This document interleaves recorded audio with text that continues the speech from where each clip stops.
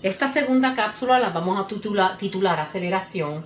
Vamos a hacer lo mismo que con la cápsula de equilibrio, la vamos a dividir en diferentes partes. En este caso vamos a estudiar objetos que se mueven con aceleración constante o sistemas que se mueven con aceleración constante. Según la primera y la segunda ley de Newton, dice que la fuerza neta sobre un objeto o sistema que se mueve con aceleración constante siempre va a ser igual a la masa por la aceleración. En el caso de que sea un solo objeto que se mueve con aceleración constante, la fuerza neta, que es la suma de todas las fuerzas sobre el objeto, va a ser igual a la masa del objeto por la aceleración del objeto. En el caso de que sea un sistema que se compone de dos objetos o más, entonces la fuerza neta viene a ser la suma de todas las fuerzas externas al sistema, y eso siempre va a ser igual a la masa total del sistema por la aceleración del sistema.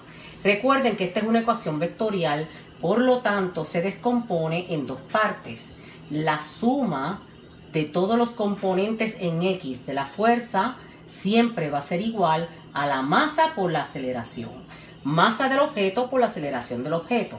En el caso de un sistema sería la suma de todos los componentes en X de las fuerzas externas sobre el sistema, va a ser siempre igual a la masa total del sistema por la aceleración en X. Lo mismo ocurre con el componente en Y. La suma de todos los componentes en Y de las fuerzas sobre un objeto va a ser igual a la masa del objeto por la aceleración del objeto. En el caso de un sistema, esto sería la suma de todos los componentes de la fuerza en Y igual a la masa total del sistema por la aceleración en Y del sistema. Para yo poder resolver estos problemas con aceleración constante, debo seguir tres pasos fundamentales similares o prácticamente iguales a los que vimos en el problema de equilibrio. Primer paso es identificar todas las fuerzas, obviamente externas, que siente el objeto. Esto es en el caso de que tengamos uno solo. Si yo tengo un solo objeto que se mueve con aceleración, entonces dibujo todas las fuerzas que siente el objeto. Si yo tuviese un sistema de dos objetos o más, tengo que identificar todas las fuerzas externas que sienten cada uno de los objetos del sistema. Ese sería el primer paso. El segundo paso sería dibujar el diagrama de fuerza. Diagrama de fuerza, también conocido como diagrama de cuerpo libre.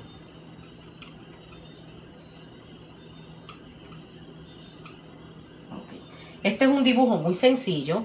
Esto es, tú dibujas un marco de referencia y asumes que el objeto es un punto y lo colocas en el origen en 0, 0. Y entonces vas a trasladar todas estas fuerzas que identificaste sobre el objeto y lo vas a dibujar en el diagrama de cuerpo libre del objeto. Este diagrama se utiliza para obtener la suma de los componentes en X y la suma de los componentes en Y sobre el objeto de una forma sencilla. En el caso que tengas un sistema que tienes más de dos objetos o más, tienes que hacer un diagrama de fuerza o un diagrama de cuerpo libre sobre cada objeto que pertenece al sistema. Como último paso sería sustituir en la segunda ley de Newton, en la segunda ley que establece lo que tenemos arriba, que la fuerza neta, que es la suma vectorial de todas las fuerzas que siente el objeto o el sistema, va a ser siempre igual a la masa del objeto o masa total del sistema por la aceleración del sistema. Recuerden que esto se descompone porque es una ecuación vectorial en la suma de fuerzas en X igual a masa por la aceleración en X, y que la suma de fuerzas en Y es igual a la masa por la aceleración en Y. Cuando tú llegas a esta parte, puedes construir las ecuaciones dinámicas que representan el movimiento del objeto o de los objetos del sistema. Vamos a terminar esta primera parte aquí y continuamos con la segunda.